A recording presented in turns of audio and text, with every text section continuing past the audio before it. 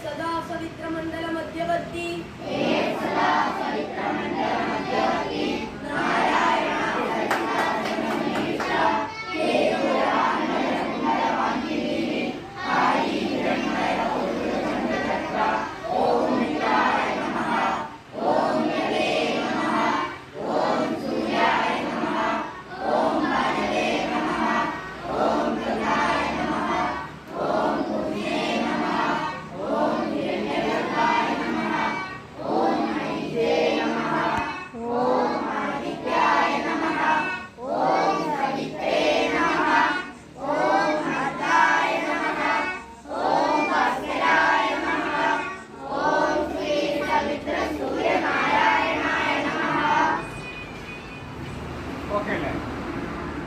എല്ലാരും പഠിച്ചില്ലേ? ഇത് പറഞ്ഞ കാര്യം, ഈ ഒരു കാര്യം പഠിച്ചില്ലേ?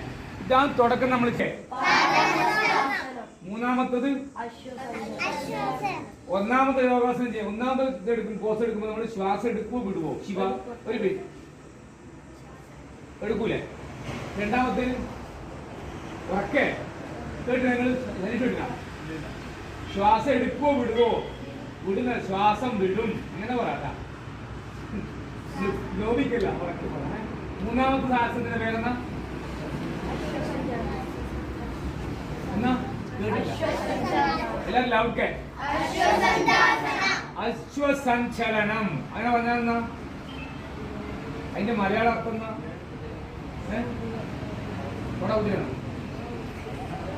കുതിര കുതിക്കുന്ന പോലെ. കുതിര എങ്ങനെ കുതിക്കുക?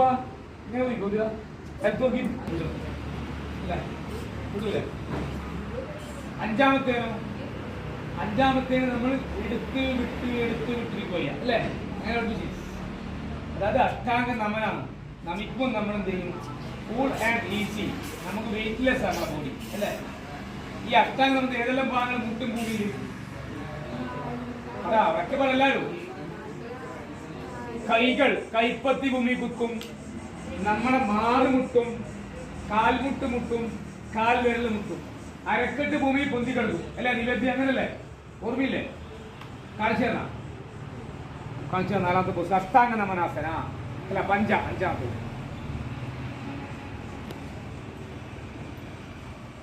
കാലി ചേർത്ത് പോകണം. തെറ്റും ആരവതര ഇതാണ് ശരിക്ക്. കൈ ഒന്നേ രണ്ട് വേണം. നമ്മൾ രണ്ട് കൈകളും നമ്മളെ നെഞ്ചിനൊന്ന് താഴ്ത്തി വേണം. നമ്മൾ ഇവിടെ വരും പൊക്കിളിനടുത്ത് വേണം. എന്നാൽ ആറാമത്തെ ഷട്ട് ഭുജംഗം. കൈമുട്ട് മടക്കുക, കാല് ചേർത്ത് വെക്കും. ഇതാണ് ഭുജംഗം.